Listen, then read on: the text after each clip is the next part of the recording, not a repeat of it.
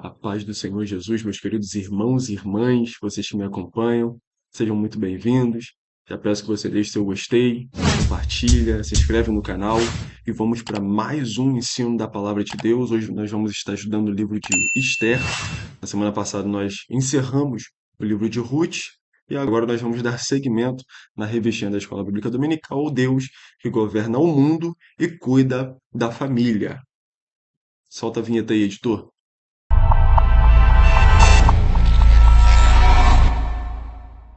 Bom, vamos começar. Nós vamos estudar o livro de Esther, a sexta lição. Antes disso, eu vou me apresentar. Eu sou o professor André Luiz, faço parte da Igreja Evangélica Monte Sião, presidida pelo pastor Moisés Rosa e pela pastora Solange Lima. E sucedeu nos dias de Assuero, o Assuero que reinou desde a Índia até a Etiópia, sobre 127 províncias, que naqueles dias, assentando-se o rei Assuero no trono do seu reino, que estava na fortaleza de Suzã, no terceiro ano do seu reinado, fez um banquete a todos os seus príncipes e seus servos, estando assim perante ele o poder da Pérsia e Média, e os nobres e príncipes das províncias para mostrar as riquezas da glória do seu reino e o esplendor da sua excelente grandeza, por muitos dias, a saber, 180 dias. E acabados aqueles dias, fez o rei um banquete a todo o povo, que se achava na fortaleza de Suzã, desde o maior até o menor, por 7 dias no pátio do jardim do palácio real. As tapeçarias eram de pano branco, verde e azul celeste, pendentes de cordões de linho fino e púrpura, e argolas de prata e colunas de mármore, os leitos de ouro e de prata, sobre um pavimento de mármore vermelho e azul e branco e preto. E dava-se de beber em copos de ouro, e os copos eram diferentes uns dos outros, e havia muito vinho real, segundo a generosidade do rei. E o beber era por lei, sem constrangimento, porque assim tinha ordenado o rei expressamente a todos os oficiais da sua casa. Na introdução, o que é que nós vamos estudar? Vamos estudar a organização do livro, o contexto histórico e o propósito e mensagem do livro. Bom, a introdução do livro de Esther, diferente do livro de Ruth, porque o livro de Ruth se passa em locais diferentes. Nós vemos duas mulheres que são totalmente importantes na história bíblica, até porque os dois únicos livros da Bíblia que levam nome de mulher são os livros de Ruth e Esther, mas elas têm diferenças. Ruth se passava em Belém, que hoje é a atual Cisjordânia, lá em Israel. Depois nós vamos entender quais são esses períodos: períodos pré-exílio, período de exílio e o período pós-exílio. O livro de Esther é um livro histórico que traz o relato pós-exílio. Junto com o livro de Esther, tem outros dois livros que também trazem esse relato, que é o livro de Esdras e Neemias. Diferente do livro de Esther, que se concentra na capital do Império Persa, que era Suzã, o livro de Esdras e Neemias ele vai registrar o retorno dos judeus, vai registrar a reconstrução da cidade e do templo, e vai também falar sobre a reforma moral e espiritual entre o povo. Mas falando sobre Esther, Esther é uma exilada judia que ela viveu na Pérsia durante o reinado de Assuero, que tem o seu nome grego Xerxes. Então é comum que você, quando vai ler o livro de Esther, você vai encontrar esses nomes, Assuero ou Xerxes. O nome de Esther, ela vem do persa Stara, que significa estrela, se referindo à sua beleza, à sua formosura, porque ela, pelo nome, dá para perceber, dá para entender que ela tinha uma beleza extraordinária. E o nome hebraico era Hadassa, que significa murta. A murta era uma das flores preferidas do mundo antigo, porque tinha suas folhas perfumadas e suas flores rosadas, que eram usadas para perfumar ambientes e para fazer grinaldas para os nobres nos casamentos. E também era usado, pegava a folha e colocava na boca para poder tirar o mau hálito. Então era uma folha, era uma planta que era favorita do mundo antigo por ter esses benefícios. Esther era uma menina órfã, que ela foi criada pelo seu primo Mardoqueu, ou em outras traduções vai dizer também Mordecai. Sua beleza foi o motivo dela ter sido escolhida para estar entre a seleção das virgens que o rei fez depois que ele depôs a rainha Vasti, e nós sabemos que a escolhida foi Esther. Vamos passar para a organização do livro, a categorização de Esther. O livro de Esther ele faz parte da terceira seção da Bíblia hebraica, que são os escritos. Então tem a lei, os profetas e os escritos, que é o que compõe a Bíblia hebraica. A lei é a Torá, os profetas é o Nebiim e os escritos são os Ketubins. E dentro dos escritos tem os livros poéticos, os cinco rolos e os livros históricos. E esses cinco rolos, eles são livros que eram lidos anualmente nas festas judaicas. Então, como a gente observa aqui, o livro de Cantares, ele era lido na Páscoa em alusão ao Êxodo. O livro de Ruth, ele era lido no Pentecoste, na celebração da colheita no seu início, como a gente já viu na última lição de Ruth. Ruth, quando ela chega em Belém, ela vai colher nos campos de Boaz, colher as espigas. Quando se lê o livro de Ruth, se lê em referência com o trabalho que ela teve quando ela chegou na terra de Belém. O livro de Esther, que é o livro que nós estamos estudando, ele é lido na festa de Purim, comemorando o livramento de Israel das mãos de Amã, o terrível Amã.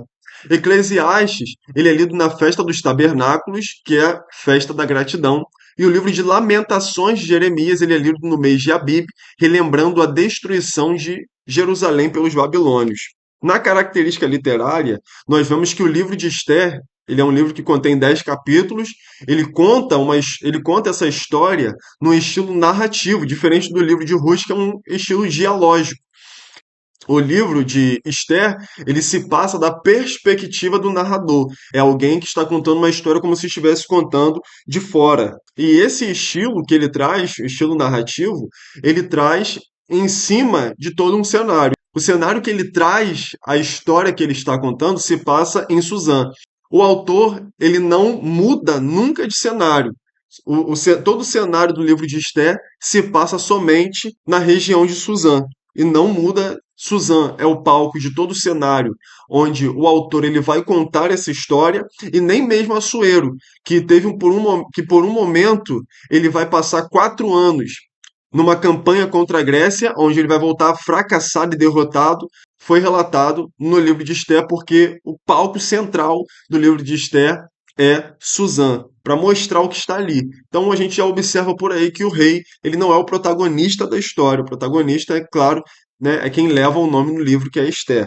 Mas, mesmo ele sendo um personagem importante para a história, também não vai se concentrar muito no que o rei está fazendo fora da capital, fora do palco onde o autor montou toda a narrativa da história. E a história de Esther, ela se passa ali entre o capítulo 6 e 7 de Esdras. O livro, ele primariamente foi escrito para fortalecer os judeus que estavam no exílio, mostrando que mesmo que eles tivessem abandonado a Deus, a providência de Deus ainda estava com eles. Bom, agora vamos entrar na autoria e data. O autor ele é desconhecido. Muitos estudiosos consideram que o livro foi escrito por um judeu que vivia na Pérsia, pelo fato de o autor demonstrar amplo conhecimento da cidade de Suzã, de sua estrutura e de importantes documentos do Império Persa. Então, provavelmente, foi um judeu que viveu na Pérsia e conhecia toda a estrutura daquele império. Por isso que ele vai falar a partir de uma narrativa, onde ele está enxergando de fora o que aconteceu, e ele fala de detalhes que uma pessoa que não estivesse ali inserida no palácio falaria. E no original, o autor ele vai empregar algumas palavras do persa no meio do hebraico, mas não vai ter nenhuma palavra grega, implicando que o Império da Grécia ainda não tinha se estabilizado ali até aquele momento. Então, quem era potência naquele momento realmente era o Império Persa, não o grego. E vendo todo esse conhecimento e a maneira que o autor ele vai escrever esse livro, demonstra que ele fazia parte até mesmo do cenário administrativo do Império. Então, depois de todas essas informações, os estudiosos eles acreditam que o livro ele foi escrito no século V a.C., que foi o período onde Assuero ele estava ali governando. Não se sabe se foi no meio do reinado dele ou no fim, porém, sabe-se que foi escrito por esse tempo. E outro fato interessante é que o autor ele não vai citar o nome de Deus. E essa é uma das partes interessantes do livro, porque é um livro que ele é aceito como a palavra de Deus, só que nesse livro não está mencionado nenhum dos nomes de Deus, diferente do de Ruth, onde ela menciona os nomes de Deus, onde ela fala de Deus, onde ela fala que quer, onde tu fores eu irei, onde pousares pousarei, onde repousares pousarei, o teu povo será meu povo, teu Deus será meu Deus. Aqui, neste momento, nós não vimos isso. E há diversas explicações do porquê que o nome de Deus não foi mencionado nesse livro, e também é interessante saber que no livro de Cantares de Salomão também o nome de Deus não é mencionado. Mas, para que a gente venha entender melhor, o povo judeu ele estava vivendo num ambiente hostil e de oposição. Então era comum que o povo, quando estivesse num ambiente de hostilidade, de oposição à sua fé, eles não expressassem a sua religião de maneira pública, porque os judeus, eles já carregam valores, já carregam preceitos, já carregam a sua religião. Então, quando um judeu, ele se expressava, você expressar a sua religião já está dizendo que você é contra alguma coisa. Então, hoje, nos nossos dias, você dizer que você é evangélico, as pessoas já sabem com o que você é a favor e o que você é contra. Tanto que quando um cristão se levanta sendo a favor de algo que o mundo é a favor, as pessoas ficam escandalizadas daquele cristão. Por quê? Porque é um homem que é uma pessoa que expressa fé, só que os valores não estão de acordo com os valores da comunidade cristã. Então, hoje, quando você diz que você é um cristão, as pessoas já conhecem seu valor, já conhecem os valores que você carrega, os princípios que você prega. Então, você se expressar publicamente hoje no Brasil ainda é válido. Você pode se expressar, você pode brigar pelos seus direitos, você pode brigar pelas suas convicções, porque ainda estamos nessa luta. Mas tem lugares que, se você for brigar e dizer, olha só, eu sou cristão, é forca. Se você brigar e dizer, eu sou cristão, é morte, é assassinato. E isso por lei. Por quê? Porque quando você fala que você é cristão em algum lugar, você já carrega um valor, você já carrega um princípio. E aí quando você fala que você é cristão, as pessoas já sabem o que você é a favor e o que você é contra. Então, talvez, por isso, os estudiosos eles falam que quando o povo de Deus, povo judeu, eles estavam numa terra onde tinha hostilidade e oposição à sua religião, eles não se expressavam publicamente. Só que o Império Persa, ele era um império conhecido por darem liberdade aos seus súditos, aos seus escravos, de expressarem a sua religião. Só que a religião judaica é uma religião exclusiva. É uma religião que não aceita a idolatria a outros deuses. A religião judaica é uma religião que tem exclusividade. Então, em todas as religiões, você pode adorar quantos deuses você quiser e tá tranquilo. Na religião judaica e na religião cristã, nós só adoramos um Deus. Mesmo o autor não mencionando o nome de Deus, nós vemos uma ênfase espiritual nos acontecimentos no livro. Então a gente vê Mardoqueu tomar a mesma atitude de Sadraque, Mesaque e Abednego. Quando Amã ele vai requerer que quando ele passe, quando ele se apresente, as pessoas se ajoelhem, e Mardoqueu ele não vai se ajoelhar.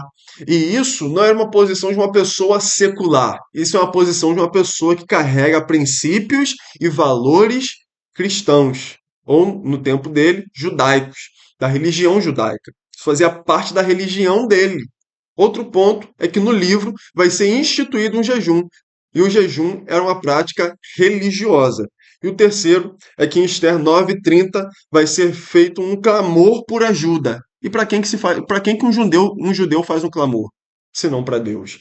Então, com os fatos descritos no livro, mesmo que o nome de Deus não seja mencionado, nós vemos o agir de Deus, a providência de Deus, as pessoas agindo e as suas ações mostrando que o que elas estão fazendo é para Deus. E além de tudo isso, nós vemos uma providência de Deus. Isso aqui é lindo demais. Por quê? Porque antes de Amã tramar matar o povo de Deus, Deus já tinha ido na frente. Vashti vai ser deposta e a rainha Esther vai ser selecionada. Depois de uma seleção ali das mulheres, a Esther ela vai ser selecionada para ser rainha. Então Deus já coloca Esther ali antes do acontecimento. Só que eu vejo ainda um outro livramento, porque no início do livro de Esther vai ser dada uma ordem, um decreto do rei Ciro dizendo: agora os judeus podem voltar para sua terra. Então esse é o primeiro livramento, porque Deus ele já sabia que algo aconteceria. Deus, por ser onisciente, onipresente e onipotente, Deus já sabia que algo aconteceria. Então Deus já dá o primeiro livramento. Vocês, sai da terra. Sai daí e volta para sua terra. Porque Deus já tinha um plano, um propósito com os judeus voltando para sua terra, porque Deus queria que eles reconstruíssem a cidade, Deus queria que eles reconstruíssem o templo e entendendo que Deus queria que eles reconstruíssem o templo, para que eles viessem a voltar a oferecer sacrifícios no lugar aonde Deus determinou. Então todo mundo tinha que voltar. Só que o povo não volta, e o que acontece? Amã, ele vai tramar contra o povo judeu, e aí Deus já tinha colocado alguém dentro do palácio para desfazer a trama do inimigo. No segundo ponto aí, para a gente ver a providência de Deus no livro de Esté, é que tem uma noite que o rei ele tem insônia, ele não consegue dormir, e ele chama os cronistas para ler uma história para ele. E quando os cronistas abrem ali o papiro, vai ler uma passagem onde vai contar uma história que Mardoqueu, primo de Esther, vai salvar o rei, porque ele vai denunciar uma conspiração que estavam fazendo para matar o rei, e assim vai frustrar os planos do inimigo. E ali o rei, ouvindo aquela história, vai perceber que tinha um homem chamado Mardoqueu que já tinha salvo a vida dele. E ele vai dizer: a gente já fez algo por esse homem? Já recompensamos esse homem?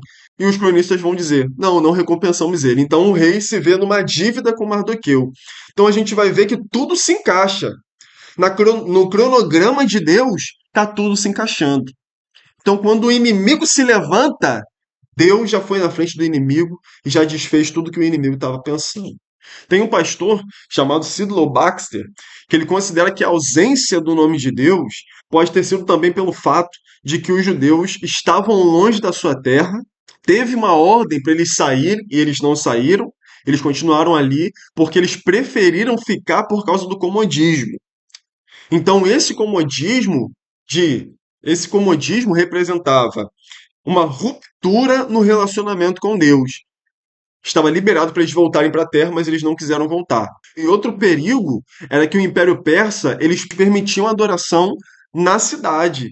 Eles permitiam adoração, eles permitiam que os súditos pudessem adorar na religião que eles quisessem. Então o que acontece? Como eles davam esse comodismo, como eles davam essa estabilidade para o povo já pensou: poxa, eu vou voltar numa viagem penosa para reconstruir uma cidade que está destruída, um templo que já está destruído. Não, eu não preciso adorar lá, eu vou adorar aqui. Então eu vou ficar aqui. Só que a ordem de Deus era de voltar, não era deles ficarem. E aí, por conta disso, por essa indiferença, pode ter sido que o autor ele não vai se achar digno de falar o nome de Deus depois de todas, depois de todo esse desrespeito que o povo estava demonstrando para com Deus. E mesmo assim, no final da história, a gente vê que Deus ainda assim envia providência para o teu povo. E a gente vai ver que Mardoqueu ele vai ser usado para alertar Esther nessa história, porque ele tinha experiência com Deus. Então não foram todos que ficaram desrespeitaram a Deus, não. Teve pessoas que ficaram, mas que ainda assim serviam a Deus de todo o coração. E Mardoqueu era um deles. Ele talvez tenha sido usado por Deus para alertar Esther por conta da experiência que ele tinha com Deus. Porque a experiência com Deus nos torna sensíveis para ver quando Deus está trabalhando. Então, a gente olha para a palavra de Deus e vê que os profetas que tinham experiência com Deus, eles tinham sensibilidade para ver Deus trabalhando. Jeremias é um deles. Um homem que tinha experiência com Deus e é chamado por Deus para visitar a casa do olheiro para ver como é que Deus trabalhava. E assim nós vemos que nós precisamos ter experiências com Deus, porque a experiência com Deus nos torna sensíveis para que nós venhamos conhecer a vontade dele e conhecendo a vontade dele, nós vamos nos alinhar com o projeto que ele está realizando. Agora vamos para o contexto histórico, para que a gente possa entender um pouquinho daquilo que eu falei no início sobre o período pós-exílio, período pré-exílio, período de exílio, para que a gente possa entender como que a gente chegou até aqui. Em 722 a.C., acontece a queda do Reino do Norte, de Israel para a Síria. Em 607, eu botei até 3 vezes aí para a gente entender melhor, que é 607, 597 e 586. Foram as 3 vezes que a Babilônia entrou em Jerusalém que entrou em Jerusalém, invadiu e destruiu tudo. Aí está escrito aí embaixo, queda do reino sul, Judá, para o Império Babilônico. Em 539, Ciro da Pérsia derrota a Babilônia. Em 538, os primeiros exilados retornam a Jerusalém, que é onde Ciro ele vai dar o decreto para que eles pudessem voltar. Então a gente observa que Deus ele cumpre a sua palavra. Jeremias já tinha falado que o cativeiro seria de 70 anos. Se você for fazer o cálculo de 607 a.C. para 539, vai dar aí quase 70 anos, mostrando que Deus ele cumpre com a sua palavra. Falando sobre o fim do exílio, que ao mesmo tempo que Deus julgava Judá por sua idolatria, Deus também julgava a Babilônia por sua iniquidade. Jeremias 25:12 vai dizer isso, que diz: acontecerá, porém, que, quando se cumprirem os 70 anos, castigarei a iniquidade do rei da Babilônia e desta nação, diz o Senhor, como também a da terra dos caldeus, farei deles ruínas perpétuas. Então, quando se aproxima dos 70 anos, quando chega nos 70 anos, Ciro, rei da Pérsia, vai derrotar a Babilônia e vai cumprir aquilo que Deus já havia determinado. Então Deus, ele, ao mesmo tempo que ele usa a Síria para poder julgar a Israel, ele vai usar a Babilônia para julgar a Jerusalém, vai julgar Judá e vai julgar Israel, vai julgar a Síria e vai julgar a Babilônia. Porque lá em Naum, capítulo 1, versículo 2, 3 vai dizer: Deus ele não tem culpado por inocente. Não é porque a Síria e a Babilônia estão sendo usados por Deus que Deus está se agradando deles. Então, às vezes, pode acontecer isso até conosco. Deus nos usar, mas não estar se agradando da gente. E nós precisamos ter essa consciência. Deus está me usando. Amém, glória a Deus. Mas Deus está se agradando das minhas atitudes? Porque senão, às vezes, a gente está pensando que a gente pode continuar da nossa vida na mediocridade. A gente pode continuar na nossa vida do jeito que a gente quiser, porque a gente está sendo usado por Deus. Ah, tá dando certo. Não é porque dá certo que é certo aquilo que eu estou fazendo. Não é porque tá dando certo que Deus está se agradando. Às vezes está dando certo, mas Deus, ele está criando oportunidades para que a gente possa se arrepender daquilo que nós estamos fazendo. Não é porque a gente está fazendo algo errado que vai dar errado. Muitas das vezes a gente está fazendo algo errado e dá certo.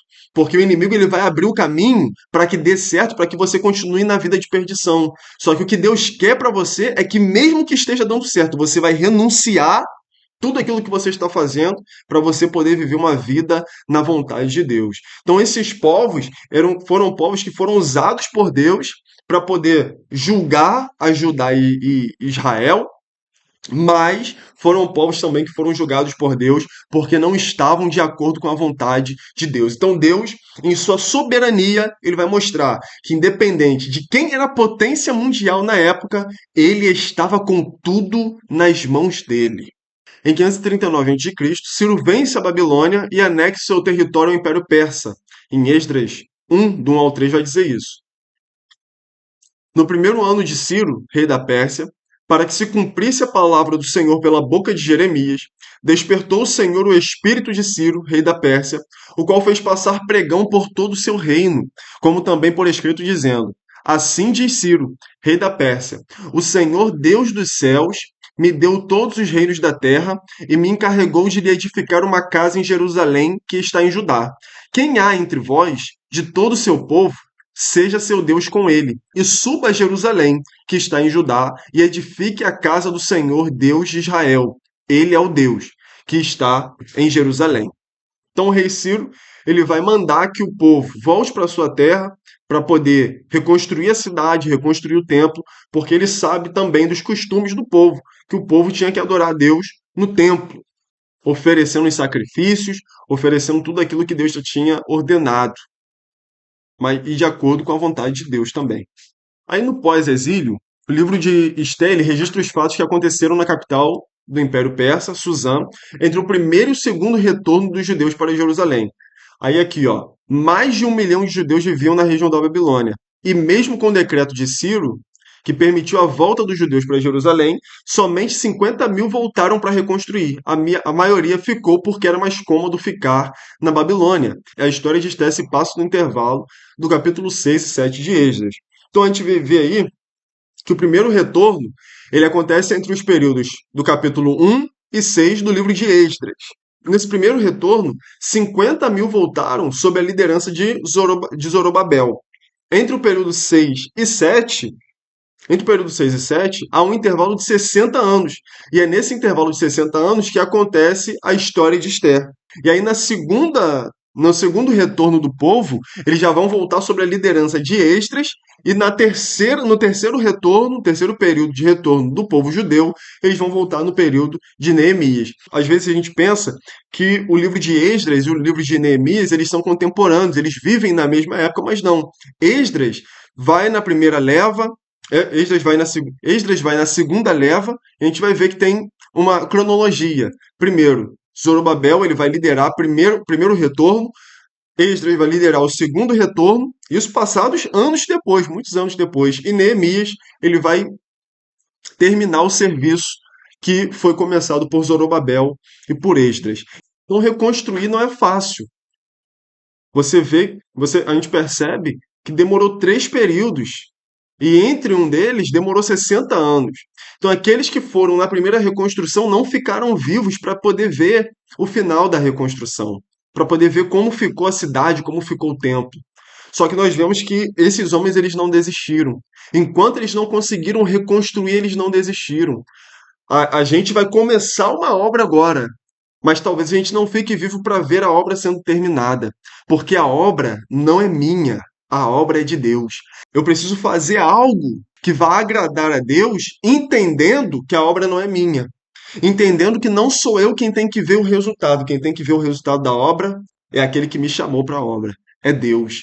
Então, nós vamos sempre estar trabalhando, talvez sem o privilégio de ver o resultado do nosso esforço, do nosso trabalho, mas entendendo pela fé de que aquilo que eu faço em Deus, como diz a palavra de Deus, todo trabalho no Senhor, ele não é vão. Talvez aquilo que eu estou fazendo não vai gerar um resultado visível para mim, mas no mundo espiritual está fazendo uma grande diferença. E essa diferença que está fazendo no mundo espiritual está gerando algo dentro de mim. Então talvez meus olhos não vejam, meus ouvidos não ouçam, mas eu sei que algo da parte de Deus está acontecendo. Talvez não seja terminado comigo, outra pessoa vai ser usada para terminar aquilo que Deus me levantou para começar. Então a palavra de Deus para você hoje é: comece. Em nome do Senhor Jesus, não despreze os pequenos começos. Comece e deixa que Deus ele vai se encarregar de terminar a obra que ele começa através da sua vida. Amém? Vamos para o propósito, terceira parte do livro, propósito e mensagem, a providência divina. O principal propósito do livro é registrar a providência de Deus cuidando do seu povo, mesmo quando suas escolhas estão fora do propósito. Porque o povo ele já tinha recebido a ordem de sair, só que por causa do comodismo, por causa do secularismo, ele prefere ficar. Então os judeus eles olham para a estabilidade que estava diante deles e com essa visão eles decidiram não voltar para sua terra. O Império Persa tinha fama de benevolência com os povos dominados, porque o povo persa, o Império Persa, eles tinham essa fama de deixar com que os seus súditos viessem adorar na religião que eles quisessem. Então, se fosse alguém, um babilônio, ele poderia adorar a qualquer um Deus que ele quisesse. Se fosse um judeu, ele poderia adorar a Deus. E assim não tinha problema. Tudo isso para quê? Para que o judeu viesse permanecer. Era mais cômodo economicamente, era mais cômodo na área da religião, era mais cômodo socialmente. Para os idosos que estavam ali, ir para uma viagem penosa para voltar para a terra e ainda ter que reconstruir, eu vejo que tem pessoas que talvez não foram por comodismo, outras não foram por necessidade. A gente não pode colocar todo mundo dentro da mesma sacola e falar que todo mundo estava ali só pelo comodismo, só pela estabilidade. E a Bíblia vai relatar isso lá em Êxodo, que tinham pessoas que não trabalharam no esforço, no braço, mas trabalharam investindo naquela obra. Então, não tem desculpa para a gente não investir na obra do Senhor. Se eu não posso investir com a força do meu braço, eu posso investir de qualquer outra forma, mas eu posso estar colocando o meu empenho, a minha dedicação na obra de Deus. Não fuja da obra de Deus, da obra que Deus te chamou. Deus já liberou um decreto e agora Ele está guardando uma atitude nossa, que a gente possa se envolver na obra, que a gente possa se envolver naquilo que Deus nos chamou, que Deus já liberou para que a gente viesse a fazer. Deus já soltou um decreto e falou: pode ir. Só que agora basta uma atitude nossa. A gente vai ver a providência de Deus nisso. Para voltar a Jerusalém, você precisa deixar uma vida inteira de escravidão para iniciar uma viagem penosa e a reconstrução de uma cidade totalmente destruída. Isso aqui falou muito ao meu coração. Por quê? Porque eles eram escravos naquela terra. Eles eram estrangeiros naquela terra. Só que por causa da estabilidade e por causa da vida que eles estavam acostumados a levar, eles vão preferir ficar ali naquele lugar. E às vezes nós, como escravos do pecado, nós somos assim. Nós já estamos acostumados a viver essa vida. Deus já decretou uma vida de liberdade para nós. Só que o nosso comodismo, a nossa, isso se chama de secularismo. É uma insensibilidade para seguir a ordem de Deus. Porque para mim, do jeito que eu estou vivendo, tá bom. Do jeito que eu estou vivendo, tá tranquilo, tá legal. E aí, por conta disso, eu não sigo a ordem que Deus me deu, porque eu posso adorar a Deus daqui mesmo. Eu posso fazer para Deus daqui mesmo. Eu não preciso fazer isso para Deus, porque Deus, pelo amor de Deus, irmão. A gente vê o secularismo, quando a gente fala de secularismo, o secularismo entrando nas igrejas. Pessoas que não vão mais às igrejas porque não precisa mais. Deus não está só na igreja, Deus está na minha casa também. Então não vou mais para a igreja. A igreja é um sistema. Não preciso mais dar dízimo. Não preciso orar no monte, eu posso orar dentro da minha casa. Não tem aquele momento de comunhão, não tem um momento de comunidade. Então, às vezes, está ferido com alguma coisa que aconteceu na igreja, está ferido com alguma coisa que aconteceu com o irmão, e aí quer usar isso como desculpa para não ir à igreja. Pessoas que vão falar que, eu perdoo, mas eu não preciso viver junto. Será que você fala isso porque a Bíblia te libera a falar isso? Ou você fala isso porque ainda carrega algo dentro do teu coração e você não consegue liberar perdão, e aí você usa a Bíblia como desculpa para o seu pecado? Será que Deus se agrada daquilo que você está usando a Bíblia para poder dar desculpa para sua falta? Então, a gente olha para esse contexto de Esther e a gente vê isso. A gente vê o secularismo que entrou ali naquele lugar, a ponto do próprio narrador não mencionar o nome de Deus, ausentar o nome de Deus daquele escrito, porque o povo já vivia num secularismo, que o povo já vivia numa degradação espiritual. Então, a ordem para voltar para Jerusalém não é só para reconstruir, mas é reconstruir a cidade, o templo, a sua moral e a sua espiritualidade. A viagem é penosa. E Deus nunca disse que iria ser fácil. O próprio Jesus, na palavra de Deus, ele vai dizer: No mundo tereis aflições, mas tende bom ânimo. Eu venci o mundo. Em outra parte, ele vai dizer: Eis que vos envio como ovelhas no meio dos lobos. Então, a conversa de Jesus nunca era de estabilidade, mas sempre foi de segurança. Eu vou te enviar para um lugar que não é nada instável, mas eu te dou segurança nesse lugar. Quando ele chega para Pedro também fala: Olha só, o diabo me pediu a tua alma para te peneirar como trigo. Mas eu roguei ao Pai para que a sua fé não se desfaleça.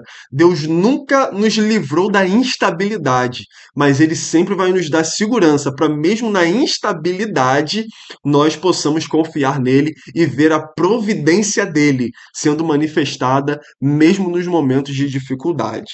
E aí, como eu já vinha falando, o livro nos adverte do perigo de confiar na estabilidade, mostrando que as estruturas do mundo querem nos passar uma confiança e estabilidade, mas na verdade o inimigo está trabalhando os bastidores para nos exterminar. Vamos ler de Esther 3, versículo 7 ao 13, que vai dizer: No primeiro mês, que é o mês de Nisan, no ano duodécimo do rei Assuero, se lançou isso é, sorte, perante Amã para cada dia e para cada mês, até o duodécimo mês, que é o mês de Adar. E Amã disse ao rei Assuero: Existe espalhado e dividido entre os povos, em todas as províncias do teu reino, um povo, cujas leis são diferentes das leis de todos os povos, e que não cumpre as leis do rei. Por isso não convém ao rei deixá-lo ficar. Agora foca aqui, né, em mim.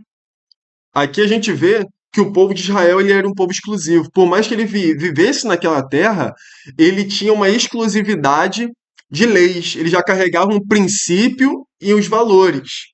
Por mais que eles estarem ali representasse eles estarem sendo julgados por Deus porque eles tinham abandonado a Deus, e isso descrito em várias passagens da palavra de Deus, mas uma que eu que eu leio muito é de Jeremias capítulo 2 que vai dizer: vocês cometeram dois crimes contra mim. Primeiro, vocês me abandonaram o manancial de águas vivas, e segundo, vocês cavaram para ser cisternas rotas que não retêm água. Então o povo, eles estavam sendo julgados porque eles tinham abandonado a Deus. E ainda em Jeremias, no capítulo 2, Deus vai dizer: eu lembro de quando vocês estavam no deserto e vocês andavam pelo deserto como minha noiva, numa terra que vocês não semeavam. Porque Deus dava maná, Deus dava coluna de fogo à noite, Deus dava nuvem durante o dia, Deus protegia o seu povo e Deus guiava o seu povo, e o povo era como se fosse a noiva de Deus, era como se fosse a esposa de Deus. Então Deus cuidava do seu povo. E agora o povo, ele abandona Deus, e por conta desse abandono, Deus entrega eles nas mãos dos inimigos para que eles possam ser julgados e tratados. E aí, por conta disso, que eles estavam ali no Império Babilônico, depois que o Império Persa anexa o Império Babilônio, o povo vai fazer parte, vai ser agora dominado pelo Império Persa. Continuando aqui a leitura. Se bem parecer ao rei, decrete-se que os matem, e eu os porei nas mãos dos que fizerem a obra 10.000 talentos de prata, para que entrem nos tesouros do rei. Então tirou o rei o anel da sua mão e o deu a Amã, filho de Amedata, o Agagita, adversário dos judeus. E disse o rei a Amã: essa prata te é dada como também esse povo, para fazeres dele o que bem parecer aos teus olhos.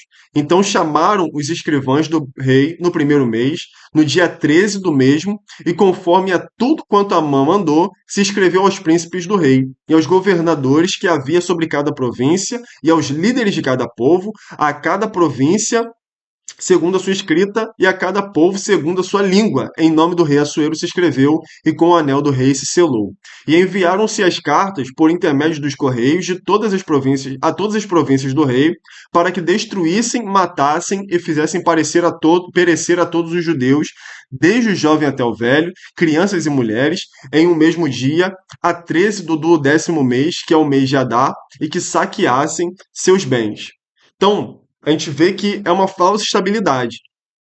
Eles decidiram ficar na Terra por conta da estabilidade econômica, social, religiosa, mas quando eles estavam achando que estavam debaixo de uma estabilidade que o rei havia dado a eles, bastou um plano de um homem para toda aquela estabilidade cair por terra. Só que tem o melhor de tudo aqui. É isso aqui, ó. Deus, ele não é pego de surpresa pelos planos do homem.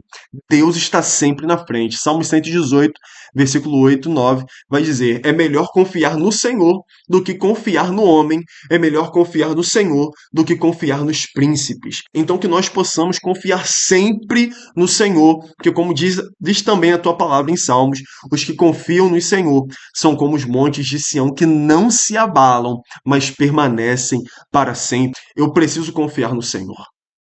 Eu lembro daqueles homens que estavam ali no barco com Jesus e eles passaram por uma grande tempestade, e quando eles olham para a popa do barco, quem está na popa do barco? Jesus. E o que que Jesus está fazendo? Dormindo. Aí eles acordam Jesus e falam assim: Jesus, você não se preocupa que a gente morra debaixo dessa tempestade? Jesus vai se levantar e vai falar assim: vocês são homens de pequena fé. Jesus vai acordar, vai repreender o vento e vai dizer: acalma-te, mar. E eles vão ficar: meu Deus, quem é esse que até os ventos e o mar lhe obedecem? É melhor confiar no Senhor. Não tem nada melhor do que confiar em Deus.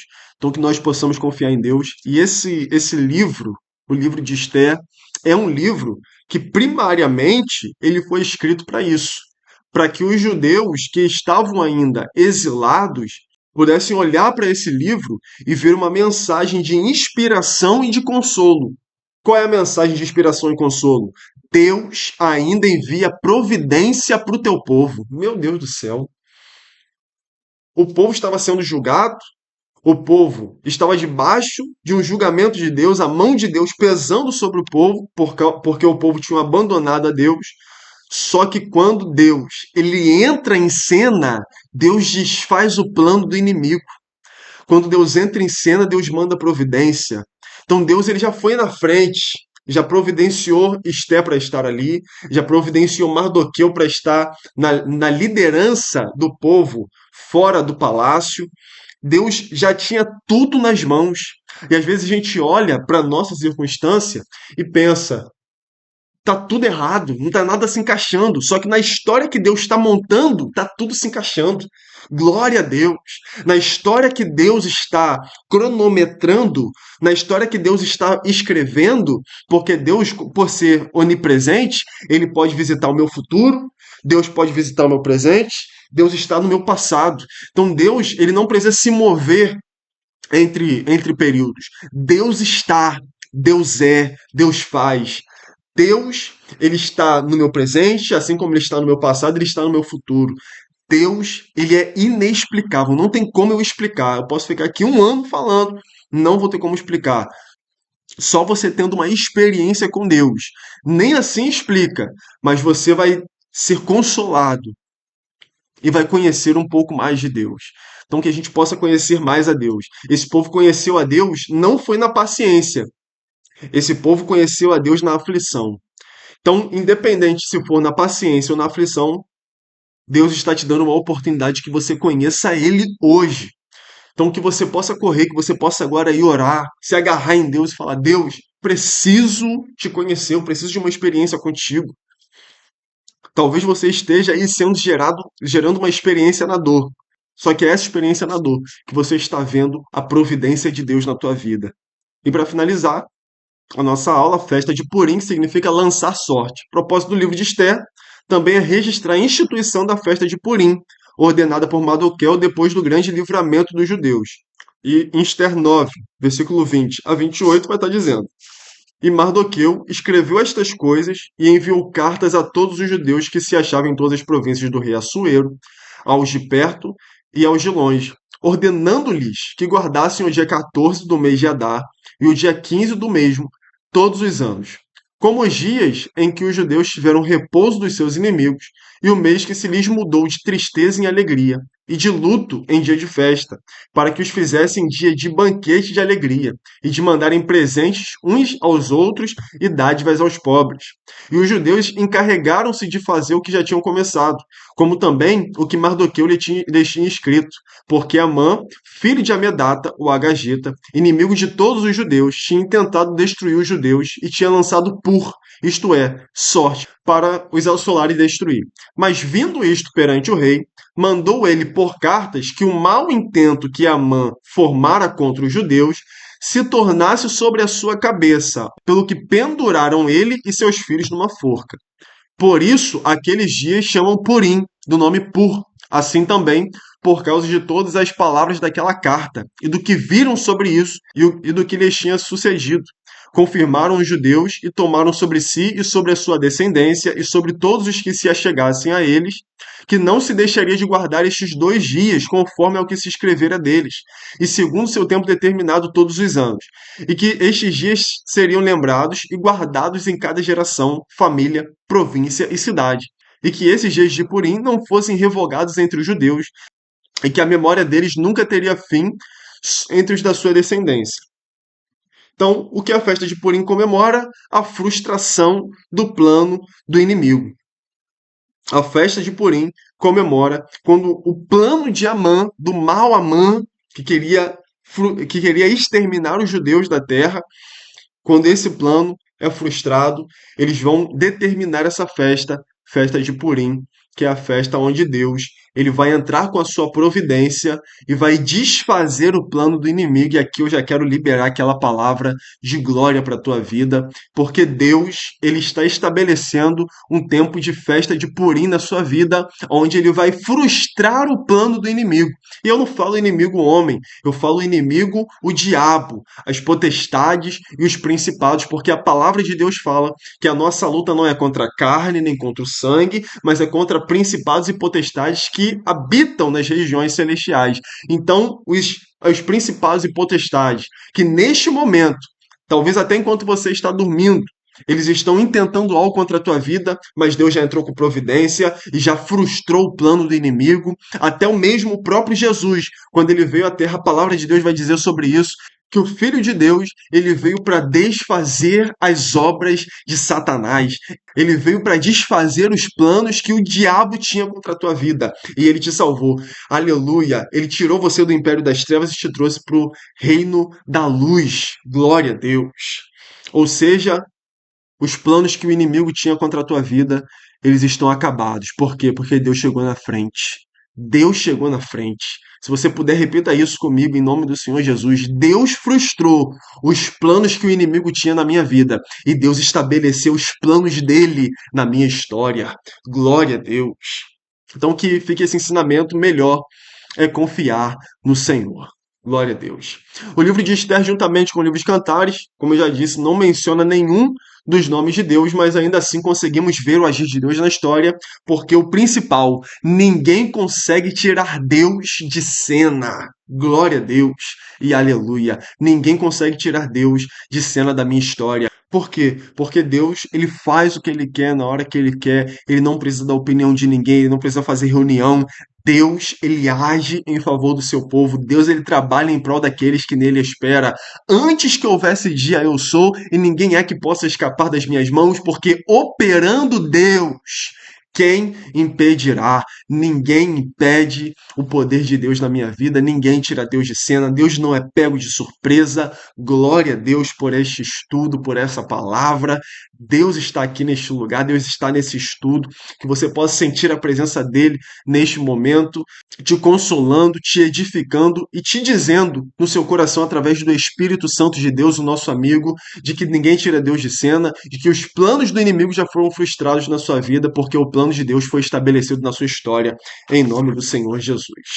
E aqui eu quero terminar mais esse estudo, agradecendo você por continuar até aqui. E se você continuar até aqui, aproveita, curte, compartilha, se inscreva no canal e fique atento para as próximas aulas que vamos estar aplicando.